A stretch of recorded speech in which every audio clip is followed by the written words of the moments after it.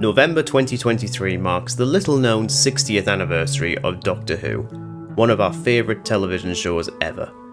We've covered every previous series from 2005 onwards, and we've begun planning mini-sodes reviewing each of the classic serials now they've debuted on BBC iPlayer. Except for the first one. And since Russell T Davies decided to screw us over with the schedule for the 60th anniversary specials, it was time to find a different topic to discuss this week. Heart? Oh, okay. Mark Gates?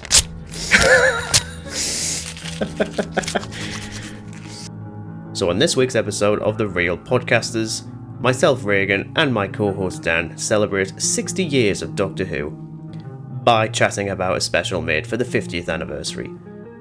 We're nothing if not consistent.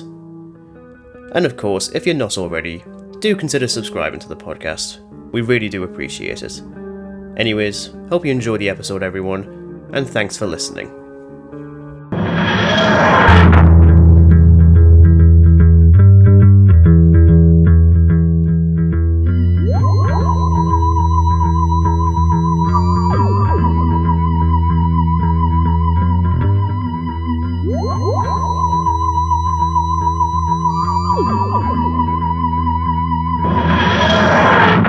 So before we get into an adventure in space and time, Dan has a little conversation he'd like to have, seeing as it's been a little while since we've actually been doing this thing.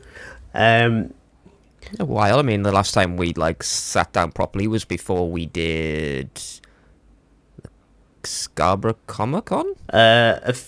No. Before the Halloween one, it was then Halloween, and then it was Scarborough. Yeah. So it was two specials. And then technically Talk to Me, which will come out at some point. I'll figure that one out. But because of the way that we recorded for Talk to Me, we recorded it 4 days before we usually would, because Dan was essentially on holiday. Discuss.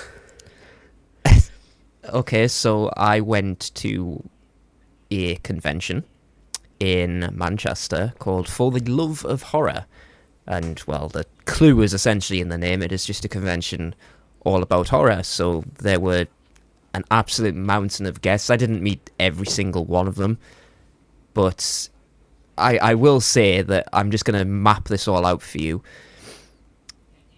Getting there was already the nightmare because of the ongoing bus strikes, so taxiing it, or Ubering it in this case. Thankfully, there is a promotion on which allowed us to get there for a bit cheaper, which in some ways I'm thankful for, because honestly, journeys into Newcastle on bus just kind of take forever. So it's nice and convenient when you get an Uber right to the train station.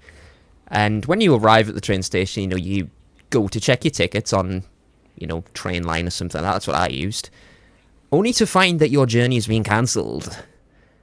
And you're like, okay then. It turns out there was actually a landslip somewhere, up Edinburgh or something like that, and the train operator that I was with was Transpenny, and it was cancelled both ways, so the result was then having to get a train from Newcastle, any train from Newcastle to York, and getting a train from York to Manchester. Now, that doesn't sound too bad in itself, but it was. It just made what should have been a 2-hour and a bit journey spawn into 12 hours total of train travel. I'm not even joking you there. And that isn't even including, just sitting around waiting for trains. But, I'm getting my money back from Transpenny, thankfully, because of, the inconvenience it's caused, which is decent enough, to be honest. I'm pretty much getting all of my money back, bar the train line fee, because obviously, train line there, that makes sense.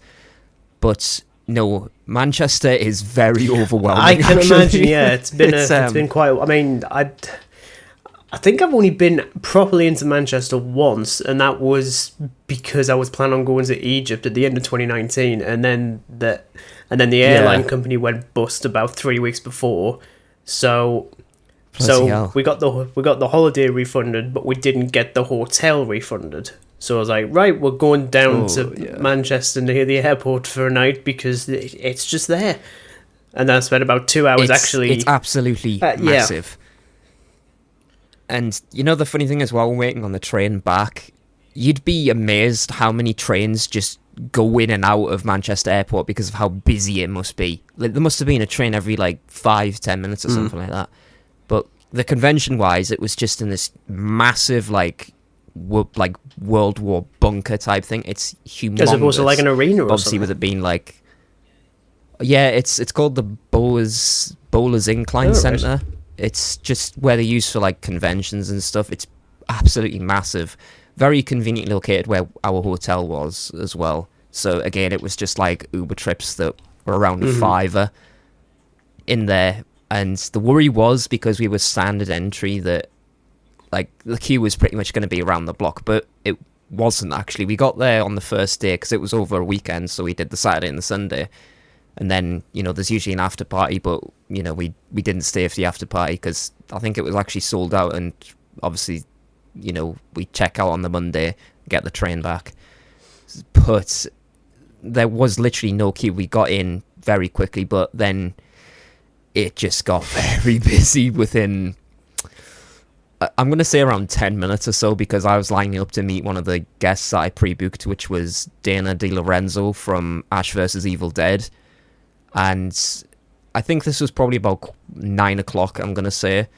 And, you know, every time I'd, like, looked left or looked right, there were just more and more people coming in. And I'm thinking, oh, goodness me. So I got my autograph from her, and she was absolutely lovely. And you are watching Ash vs. Evil Dead at some point. You are absolutely watching. I mean, so far we're 3 out of 5 on the movies in this franchise that I like. So, you know, not to drill the hole any further in. I will absolutely continue doing that. Salt to the wound. But yeah, I mean, I'm sure I asked you a while ago about Ash vs. Evil Dead, and you're like, it's pretty good. I'm like, Yeah, I really enjoyed it, but she was absolutely lovely, and I think given more time to save up, I probably would have met a few more people, but I also met Claire Higgins from Hellraiser. I also know her for Doctor Who, as you do. Yes, and Doctor Who as well, who was absolutely lovely as well. Couldn't have been nicer. And her panel was really interesting as well, just speaking about like the production on Hellraiser and stuff. Brilliant. But yeah, I know. Meeting guests that you've wanted to meet for a very long time, and Claire Higgins definitely been one of them, but when you're given the opportunity to meet the OG Michael Myers, you just can't help but feel shell-shocked when you're standing in a queue just waiting to get a photo with him. I mean, sadly, I didn't get an autograph with him because his autograph's actually sold out. Surprise, surprise. Both days. Yeah, I was just like, oh, well, at least I'm getting a photo with him.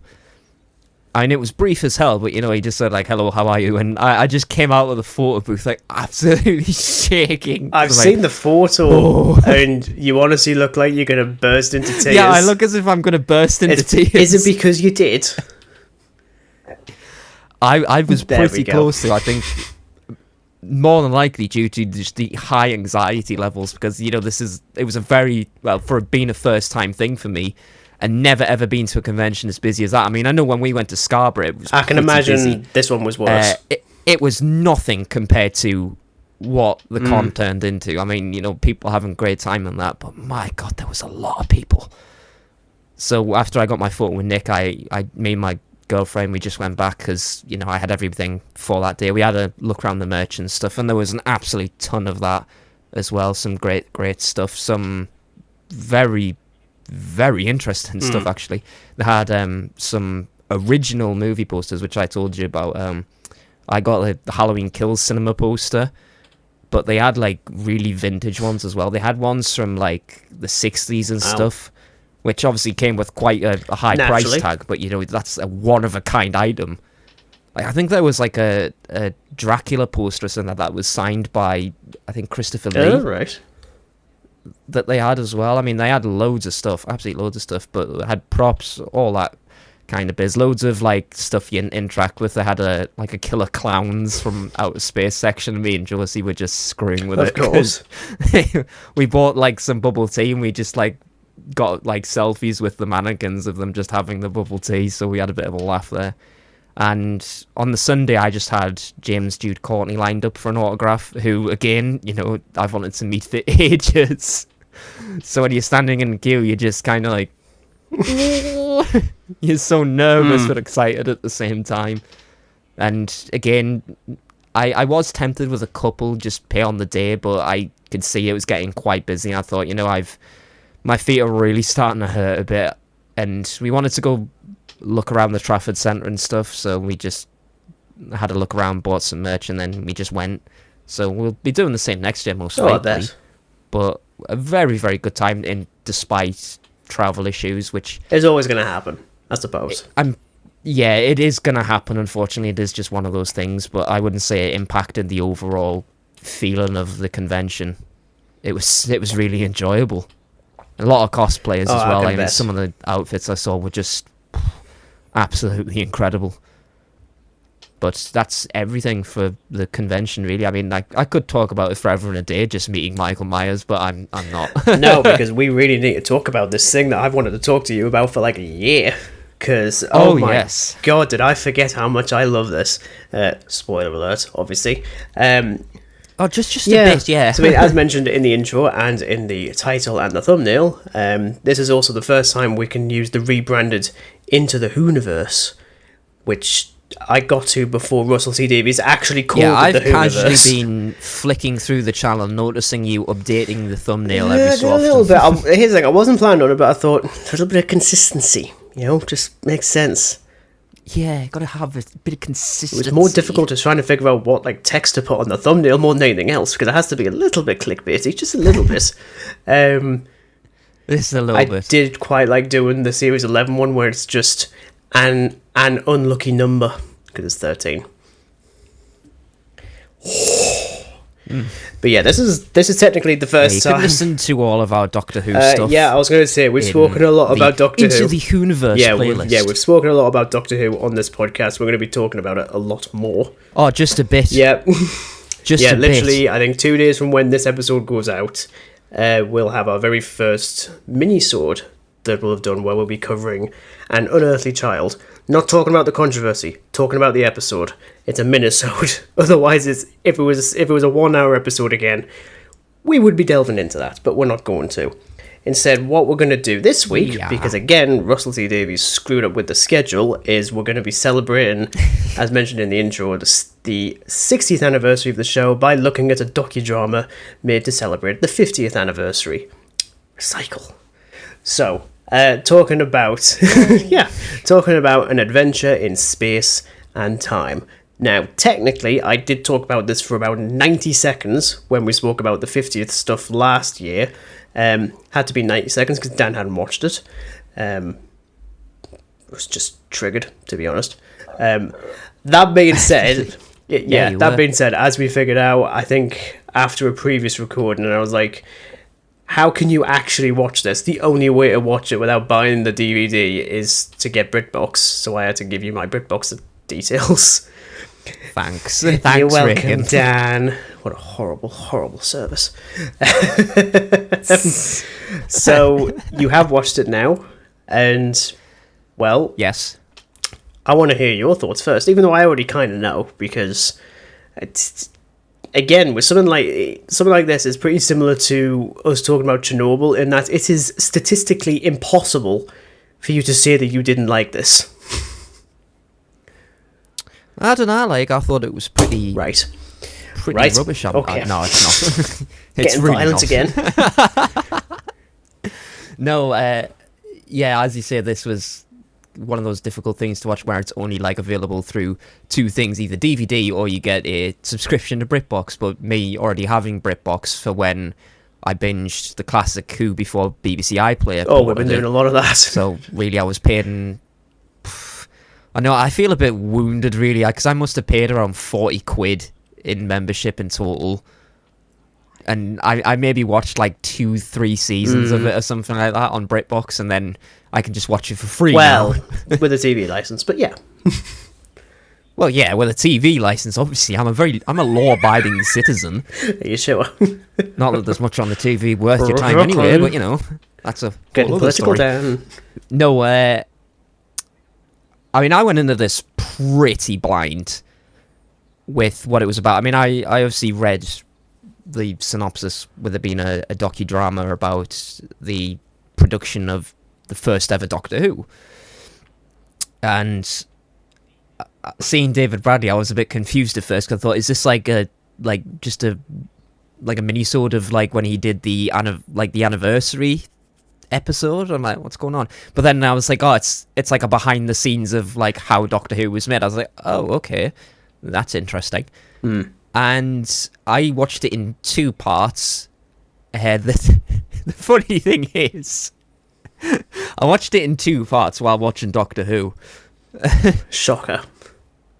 Yeah, because I watched the first, I'm going to say like the first 30 minutes while watching some Hartnell episode that just wasn't really going anywhere. And then I paused it, watched the next part. I thought, okay, this has got to be like the last part, because I'm sick of this episode now. No, it was not. So I was like, okay, yeah, back to BritBox on my phone. You watching it on your phone? Yeah. Jesus. I had it handy, so I just installed the app, put in your details, and just watched it there and then. Oh, God. Look, I wasn't going to subject myself to whatever tripe the Hartnell episode that was I was watching later on. I just wanted to get it out of the way. Even if I was looking at it like every millisecond. It was just rubbish. Can't even remember what the hell it was. But no, this was... honestly, I don't know how I didn't just watch it in all one sitting, because it had me hooked from the first 5 minutes, in truthfulness. David Bradley's exceptional. He's really, really exceptional. I think if they did anything... I'm surprised Big Finish Productions didn't take him on as the voiceover guy as well. That's a bit of a shocker to me, but I mean, it is what it is. I haven't listened to a lot of Big Finish stuff, but I've heard that it's very interesting, particularly the older Doctor stuff as well. Yeah. But no, this was a really well thought out docudrama. Getting confused with Chernobyl there. But there's a lot in it that just kind of makes you think this is how times have really changed for television. Yeah. Especially with the whole Verity Lambert producer side of it. It's basically no one was paying attention to her because she's a woman. I thought, wow, times have really changed. I mean, it hasn't... there's still that debate, that women don't really have a lot of say in that particular industry anyway, but I think it is significantly better now than it was back then. But again, that is a whole other topic of discussion. Yeah. But seeing it all unfold, and then the tragedy of Hartnell's health decline, and then Bradley giving an absolute hell of a performance, I have to say, and then just that really emotional bit at the end where he's like, I didn't want to leave, and he starts crying and melting down. I'm just like I felt my heart sink, because I didn't know it was gonna happen. I mean, obviously the stuff with Hartnell's health I knew about anyway. That's a big part of why he left, and that very sad but much needed addition to Doctor Who, really, because it couldn't have gone on. Exactly. I mean the docudrama itself definitely highlights how unique Doctor Who is, and we've illustrated that every single time we've spoken about it, but this one, I think, more than any, really nails it, I think. I mean, I first watched this when it did get released for the first time on BBC Two back in 2013, and I was hooked, frankly, within seconds, to be honest. Yeah. And a lot of it does come down to the just perfect casting of David Bradley as William Hartnell. It just looks so much like him. I mean, we said that with, I think, the specials that he's featured in. We've said that quite a lot, but he's just absolutely spot on. It's just funny how he was 15, 20 years older than Hartnell was when he was cast. Yeah. I just find that hilarious, because there's no difference. I mean, there's only a little bit, but for the most part, I think he nails it just brilliantly. And it is funny that you do say the Big Finish never took him on. They actually did. They actually did right. for quite a few, actually. In fact, Hartnell and the three actors playing William Russell, Jacqueline Wright, and Caroline Ford all came back to do a couple of audio dramas as the respective characters. I'll definitely have to give that a listen. As I say, like I don't really know. It's a smart idea, you know. That's my assumption of it. Mm-hmm. It's just funny how like they do that, and then you have like Reece Shearsmith as Patrick Troughton, which not entirely big on myself, but I know I can tell why they did it. And I never thought to do like a second Doctor series with him in it. Maybe because he's quite expensive, who knows. But yeah, I mean, David Bradley's performance is terrific, as is Jessica Rayner's Verity Lambert, absolutely fantastic. Yeah. And Brian Cox as Sidney Newman is just like pop pop pop. Pop pop. I just love him. I didn't realise I'd love him that much. Yeah, neither did I, actually. It started to really grow on me. Mm-hmm. I mean, like, at first it's like, he doesn't fit in at the BBC. I'm like, yeah, that's the point. That is absolutely the point. I just love the amount of jokes where it's like, oh yeah, he comes from ITV. I'm like, ouch. What the hell are you trying to say? The little slander jokes are quite funny. Mm-hmm. So in terms of the history of this thing, so this isn't the first time that the idea of some sort of behind the scenes sort of like look back at how Doctor Who started. First time this idea was floated was for the 30th anniversary, so back in the 90s, which would essentially be similar to this, where it recreates moments from the production side of things, but then also intersplices archival stuff. So it's a weird sort of blend. Fits more like a regular documentary, I suppose. Nothing happened. Yeah. Mark Gatiss, who of course went on to pen this, did pitch something similar for the 40th anniversary, but at that point, Doctor Who isn't really on the TV at all. Instead, we got the Scream of the Shalka animated thing with Richard E. Grant as the non-canon 9th Doctor, who looks more like a Hammer. Never bothered with it, so didn't watch it. Looked more like a Hammer horror character more than the Hammer Doctor. horror character. You will Google this afterwards, and you will agree with me. There's no way you can't. Okay, right. Okay, I'll be the judge of that. And then now we get An Adventure in Space and Time.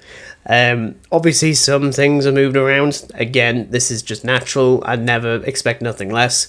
But it still hits history about as accurate as you could, even down to the way they recreate the production of the pilot version of An Unearthly Child, which you can watch on BritBox still, and it's about as shoddy as it looks in this. Just doors flying open and William Hartnell dropping a scarf and just being like, yeah, I'm just going to leave that there. I forgot about the scarf bit, to be honest. It's all there, and there's so much more that they did that wasn't actually shown in it. Like, they do a recreation of bits of the Dalek invasion of Earth, the moment when the Doctor says goodbye to Susan, his regeneration into Reece Shearsmith, as you do. Even Mark Gatiss originally was going to cameo as John Pertwee. Seriously.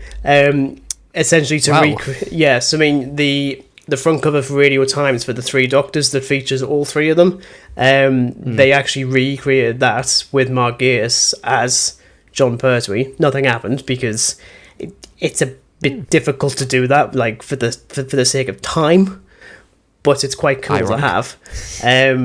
And I'm trying to think, have you gotten to the Daleks Master Plan yet? Yes, I've done that one. I've just finished the 10th Planet, so I'm now into Patrick Troughton era.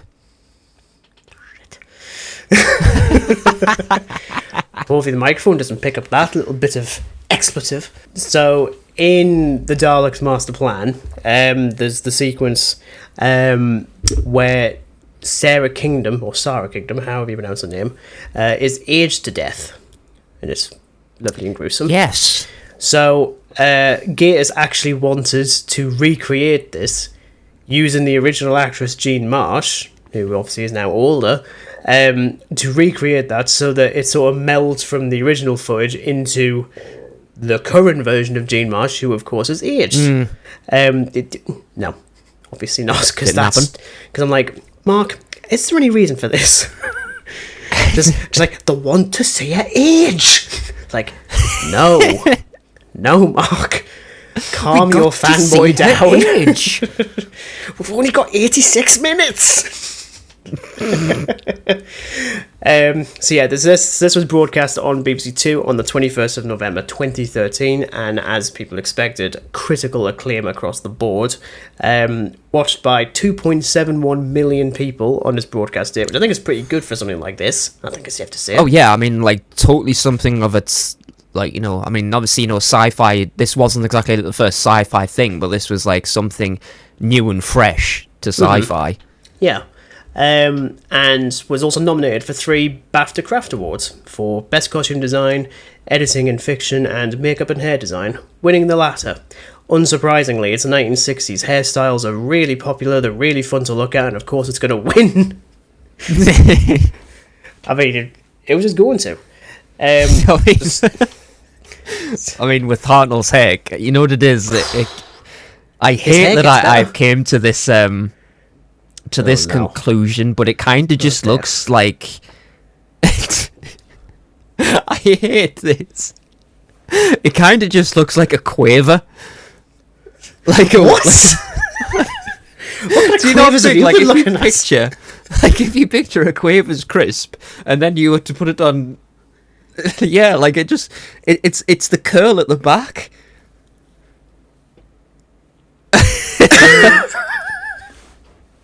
So you're saying that they won the BAFTA Craft Award because they did the best attempt at making hair look like a packet of crisps? I was just thinking about it the other day. I was like, wow, that really looks like a quaver. I mean, at least the fact it's not I was like... having a packet of quavers, and it's just my idiotic mind. I mean, at least it wasn't like a packet of Monster Munch or something. I mean, there's or like a there's some monsters that do look like Monster Munch, but you know. Yeah, I know it obviously isn't in this. Yeah.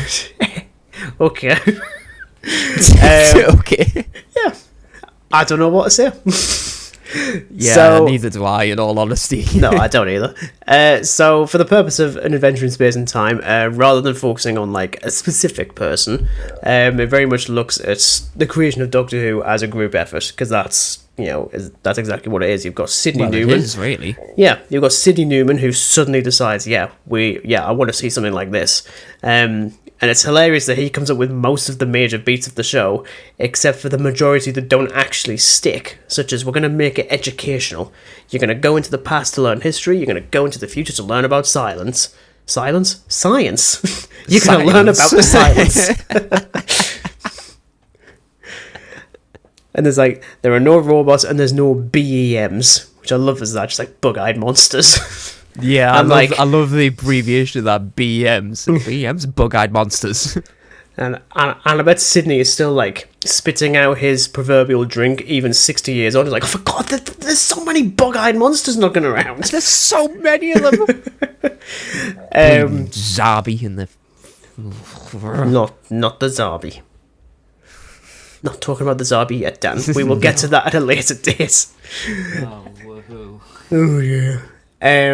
Otherwise, I think the main focus is on Jessica Raines Verity Lambert, who's the show's first producer and the first female producer on a BBC programme, and William Hartnell, who took a little bit of convincing to do it, and then you see his sort of character evolve from the moment he's cast to the moment that he leaves, and it's weird how I'd say it's some of the best character writing I've ever seen when it's just the actor. Yeah, it's of mental, all isn't things. It? And it's mental how the Doctor has more character here than in a lot of the Hartnell episodes, but then again, it's the 60s. Well, that's the thing. I mean, we will end up getting into this when we cover the Hartnell stuff. His Doctor has very much grown on me, and I think that's also helped by this docudrama. It has really helped me see this particular Doctor in a new light, especially because it's interesting looking at the behind the scenes of the old serials. It's actually really difficult to really know how Hartnell felt about the whole thing. The only thing you can really find, and that's something that was used recently in Talking Doctor Who, which is like a little documentary thing that David Tennant did for the 60th. And there's an interview with William Hartnell. I believe it's when he's about to go on stage somewhere, like he's just like getting his like makeup on and whatnot, and he's talking about how he fully believes he'll be able to put the Doctor stuff to one side and focus on new things, and will be remembered more for that stuff than that specific thing, which kind of goes back to that thing of, you know, when you play a character like the Doctor, how much are you actually going to be typecast? Because I mean, I'm sure Peter Davison did his autobiography recently that very much highlights that. You've got like even like Matt Smith, he's struggled quite consistently to get like a big role outside of Doctor Who. The closest is probably with the Game of Thrones prequel that he's been doing, which I didn't watch because it's Game of Thrones, I don't care. And then you've got David Tennant, who's just, I mean, he's just put him in anything and he's just brilliant. Yeah.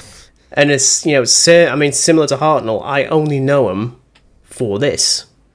Yeah, I know him for this. I mean, I know he's in Carry On Sergeant, and I mean, I've only watched like a couple of Carry On films throughout my whole life, one. But I know he's in Carry On Sergeant. I'm trying to think which one I've seen. I think it's one when they're in India or something. I think that's the only one I've seen. Just randomly, it just happened to be on the telly. It was like, oh, okay, we're watching this now. But brilliant. Other than Doctor Who, don't know him for anything else. So it's Doctor Who that I literally just primarily know him for. But it's funny that because, you know, he was worried that, you know, particularly the documentary is like, you know, this isn't, as you say, like he took some persuading because he just thought it was going to be like a role that would be swept under the rug. Mm-hmm. But you know how the tables turned on that eventful broadcast. Well, exactly. Well, technically second or third if you're going to count the original pilot, then the remake, and then the rerun because of that thing that happened in America that just ruined the ratings entirely. Yeah, the assassination of John F. Kennedy. Yep.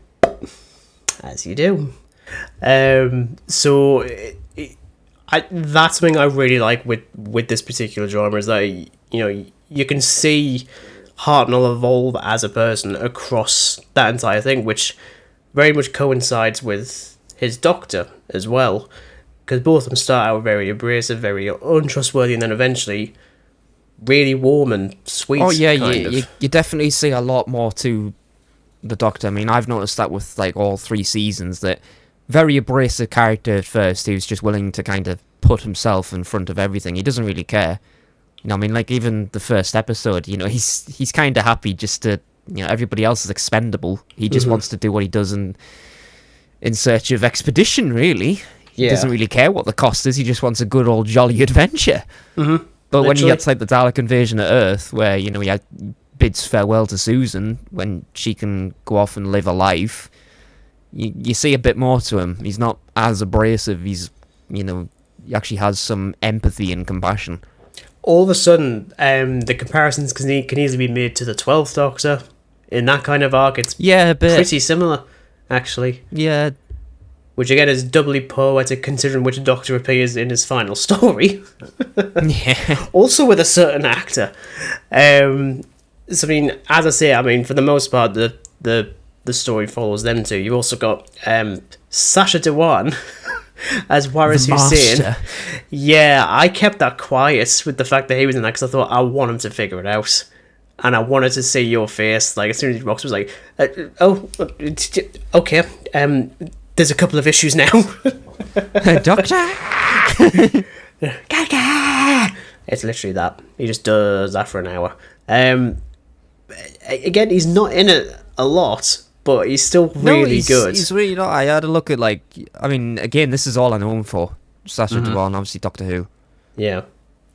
And then you've got Jamie Glover, Claudia Grant, and Gemma Powell playing William Russell, Caroline Ford, and Jacqueline Hill, otherwise known as Ian, Susan, and Barbara.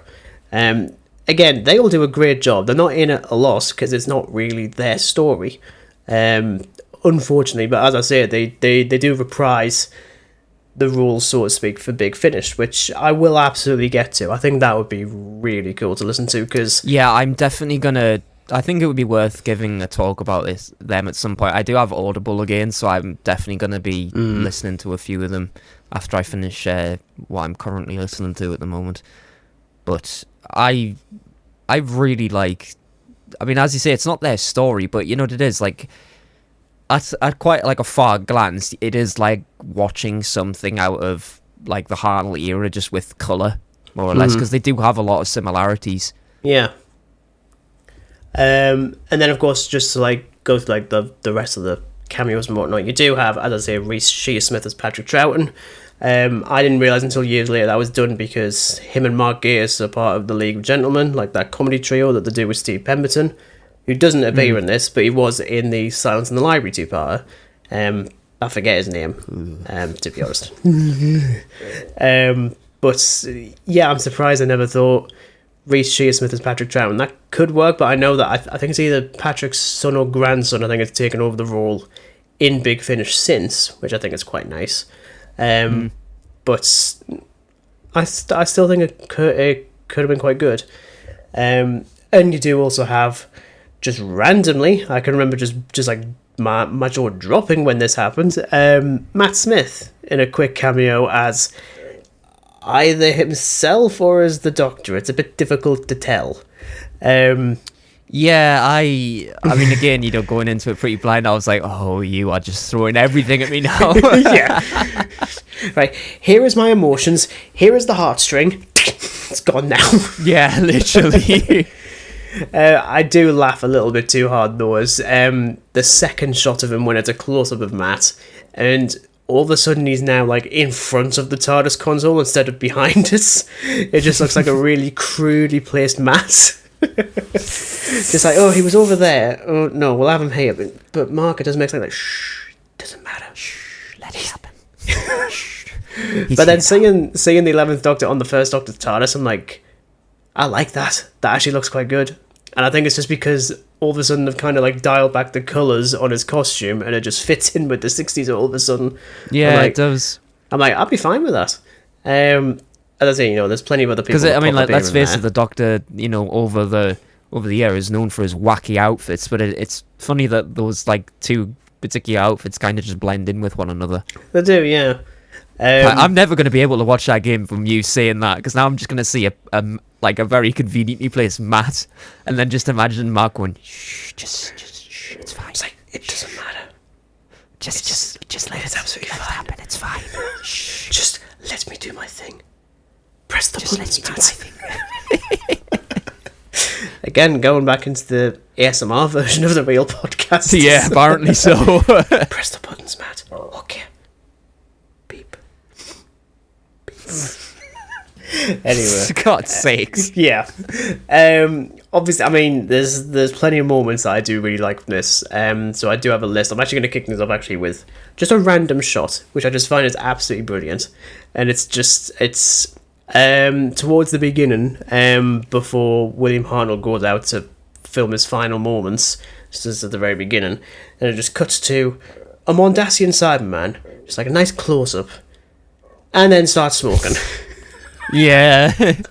I'm like, as one an of my image, favourites as well. Yeah, it's like, as an image, that is just brilliant. Absolutely love it. Just like, oh man, I'm baking in here.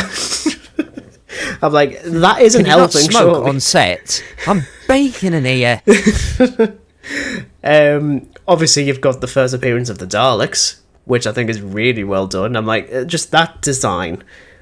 I've always loved that design, especially in colour. Like, just like, oh, I can't wait to see that in colour. Yeah, I know you can. I know.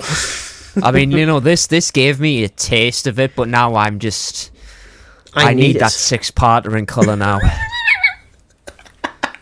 Well, I think it's cut down to 75 minutes. I think that's how they've done it, which is quite annoying, but I think that means it's going to be significantly less time in the caves and in the forest. Well, I would hope so, because, I mean, there's an entire part just dedicated to going in a cave and stupid fowls tripping over rocks and falling down things. Yeah, no spoilers, but it was a lot of shit.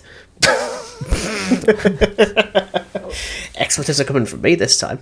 I really love the creation of the TARDIS. I love how simple that is. Just like, right, a little bit of wool cord, little thing on there, some weird bits of cardboard with like circles popped out because for some reason they've got that for some reason. Just like, right, here. I love the bit with like the console when basically Verity has just had enough of this bloke just talking to her like she's nothing. Mm-hmm. and he just goes in a drawer and he picks up, I think it's like a spool of thread and like something to stick on top, and that's it. I mean, whether or not that is actually how it happened, I really hope it is, because that is brilliant. And it's just like, right, here is your bloody TARDIS. I'm like, yeah, you've got it. It's absolutely brilliant. And something you've already mentioned before, is it classified as emotional manipulation? Maybe. Is it still too early to do a reference to the End of Time Part 2? Maybe. But having William Hartnell just be like, I don't want to go. And I'm just like, nah, screw you, Mark Gatiss. Just like, it's already teary with David. I actually think it's more with the other David, I actually have to say now. Yeah, I mean, I tell you what, like, having watched this for like the first time, and when it got to that thing, I thought, oh, just screw you. Stop with the heartaches, please. I'm gonna just give you an example here. Okay, have you made notes? Heart. Oh, okay. Mark Gates.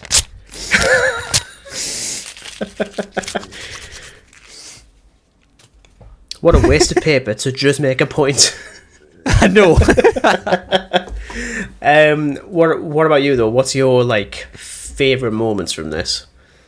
Well, definitely the Mondasian Cyberman thing. I think for certain that was very fun, but also just tragically the decline of William Hartnell's health as well. Like when you see him in that first publicity shot, and he looks like really quite stunned that it's done so well, and then when it's toward the end and he's just sort of looking confused and because he kind of knows what's going on, but he just can't really face it. He's in a lot of denial. Mm-hmm.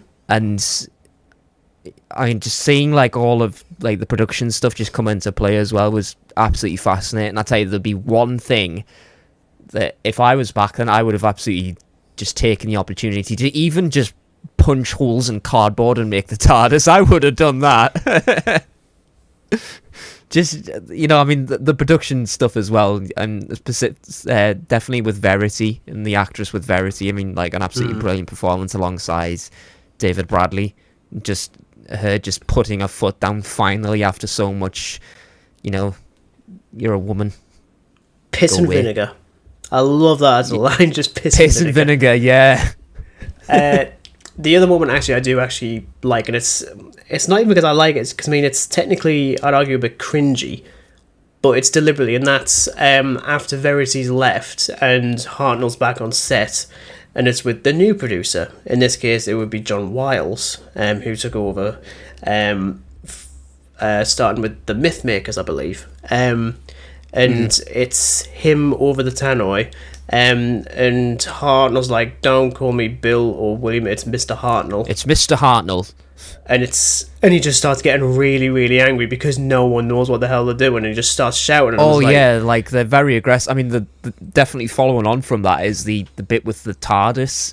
Obviously, the centre pillars went to go up and down, and he's like, oh, for God's sake, do I have to do everything? So he literally just climbs in, flicks the button on, and does it all himself, because again, nobody has any clue. But it does go to show just the level of commitment that he had, even down to I can't do this in this scene because you've got us stood here. This isn't what you do on this part of the console, it's over there. And Buddy John Wiles is like, oh yeah, it was mental that do whatever you want. He was more of the showrunner than the actual guy was in those particular parts. And it just makes it even more tragic when he does have to leave. As I say, it's... Oh, yeah, it was horrible. I mean, the stuff with the lines and that. I mean, I knew a very brief moment of why he left and stuff like that. But when you see, a sort of... I would like to think it's not too dramatised. But it's still quite sad. Mm-hmm. Really, because he's just really starting to break out of his shell as a person. Yeah, for sure. Because he's always played the tough guy, and his whole persona is just being a tough guy. So when this is happening, he's just he's lost Lambert, so he does that thing in the TARDIS, which again it's a bit strange, but I think it works. But it's still very, very emotional. I mean, that bit at the end just totally caught me. I'm like, damn you, Mark. I do like the inclusion though that even though like the producers are ready to move on from Hartnell, they do ask him who we'd like to see take over, and he was the one that did endorse. Yeah, well, I mean, like, he did actually say that. I mean, it's tweaked a bit for this, but he was the one that said, like, it would have to be Patrick Troughton. He's the only man in Britain to do it. And I'm like, that's nice. You know, it's nice that they still have that, because it would have been easy to be like, right, here is your replacement. Don't care, goodbye. They do actually want him to be somewhat happy. And of course, that final moment when he sees Matt, and it's kind of like, yeah, it's fine. The show is going to be in good hands even long after you're gone. And it is for the most part. There's been a few ups and downs every 10 or 15 years. Particularly when a certain writer came into play. But, you know, that's a story for... Which one? No, that's a story that just never needs to be rediscussed. I was about to say, I'm sure we've already discussed that one. Yes, we've discussed however many god-awful series of it there was. There was a few. In terms of like final stuff, I mean, I think it's interesting how for a docudrama made for TV, it actually looks really cinematic. It looks a lot more expensive than it actually was, which I don't imagine it was very much naturally. But even just down to like little things of like for example, like the old BBC Centre that they use, they just recolour all the tiles and stuff to make it look like it would in the 1960s, and it just immediately looks like it's from the 60s. That's brilliant. I like that. Yeah, there's a lot of little, like as you say, little patchy stuff that just makes it look very 60s. I mean, like, it's all down to like the cars and stuff like that, the uniforms of like the extras and stuff like that. I mean, everything's there to basically say, yeah, this is totally shot in the 60s. And, you know, I wouldn't say it could entirely fool you. I mean, it's shot in a very modern sense until it gets to when they're going to start recreating bits and bobs. Like, as I say, of the original pilot. Bits of Marco Polo, I think, are seen as well. Which I will get to eventually. That one's going to be a difficult one to find, obviously, because it's mostly missing. And as I say, like, Dalek Invasion of Earth, with them just sort of like rolling down London Bridge. It just looks ridiculous. But just as an image, I'm like, this is brilliant, frankly. Yes, the Daleks on floaties. Yeah, they do look like they're kind of just floating around like a boat. Just like, okay, I think I'm going this way. Oh, no, the resume's going that way. Okay, never mind, we're going to go this way. The Daleks sailing of Earth. To think we could have just spoken about the Peter Cushing version, because that is great. I love those Peter Cushing ones. Fight me. Pencil them in for maybe next year. Obviously the recreation of the TARDIS, I think is great. It's interesting now, actually, because like we've seen images of what the Daleks is going to look like in colour, so you get to see the TARDIS. And the floor's blue, like a very vibrant blue, which is not what this one is. So I'm thinking, has that been changed for this, or did they get it wrong? Either or. I mean, it doesn't really matter, frankly. They still look amazing if it's like sort of like a minty green or if it's a vibrant blue. I don't really care. It looks brilliant. I mean, as a set, it looks absolutely nonsensical and just does not work. And is only just one room as well for the most part. But it just looks great. It really does. And I've always loved how, even when they've brought back this particular set, whether it be for when it's the first Doctor or end of Series 9, when they run away from Gallifrey, there's a brand new TARDIS set. And whenever they open the doors, it's just not the police box doors, it's just some big roundel doors. And then when it cuts outside, it's all of a sudden the TARDIS again. I'm like, I like something as idiotic as that, because yes, it doesn't make sense, but I don't care. It just fits in line with how it was back in the 60s, where like, no one gives a damn, they're just waiting for the cavemen to rock up, or the Daleks to rock up. Just like little things. I mean, I'd say in general, it looks absolutely beautiful, frankly, which is odd, because what it's replicating looks janky as hell. Yeah, it's shoddy, I think. Shoddy. Yeah.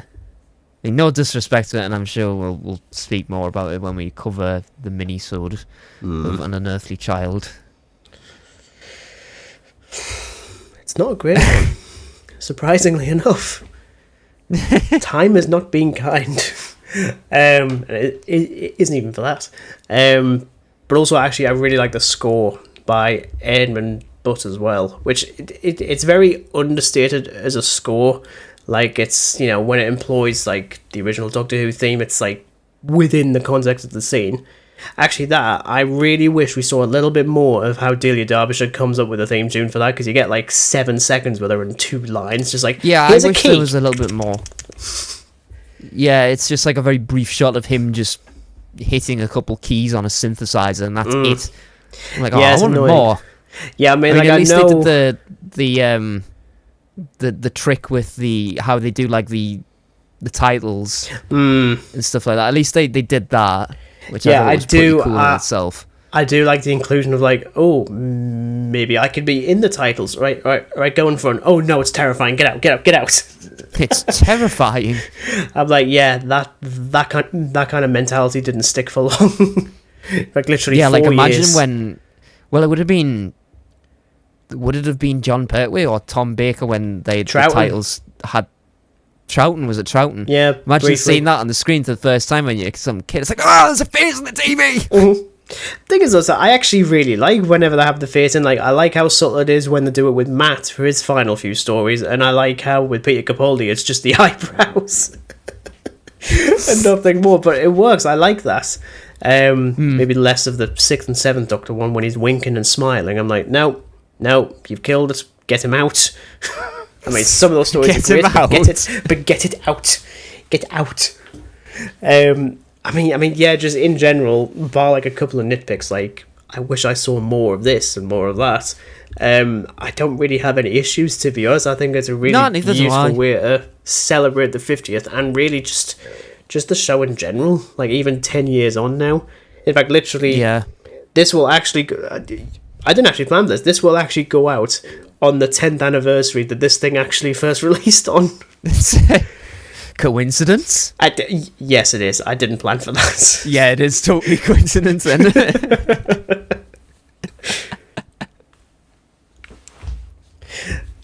Stupid thing. But yeah, as I say, I just think it's beautiful.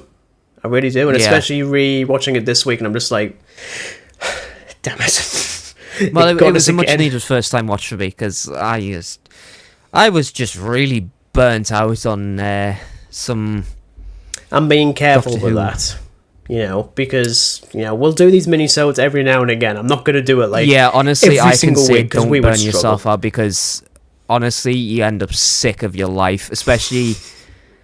I hate to say it, but, like, there are a lot of Hartnell episodes that are just so dull and unimaginative. I mean, it kind of goes back to what this whole thing's about. Like, you know, we're gonna educate the kids with, like, go back in time and stuff like that. I'm like, yeah, but they're the worst ones.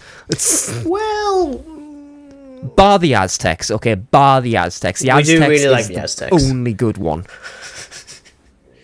Which you can say because you've now gone through the entire era. Damn it. I have. Except for the missing ones, which I'll figure out a way to watch and then... Yeah, I'll figure out how to do that, because I think some of them are... There's, like, maybe, like, clips. There's like, quite a few that are available episode. on BBC Sounds, where it's just... The original recordings are there, you can just listen to it as if it's, like, a podcast or, like, a radio show. There is a few other ones I think I've seen dotted around. But yeah, as I say, we will obviously go into those every now and again, and as I say, we'll discuss the very, very first for the 60th anniversary, of which, as far as I know, you can still watch it on BritBox. Obviously, I'd recommend it. Anyway,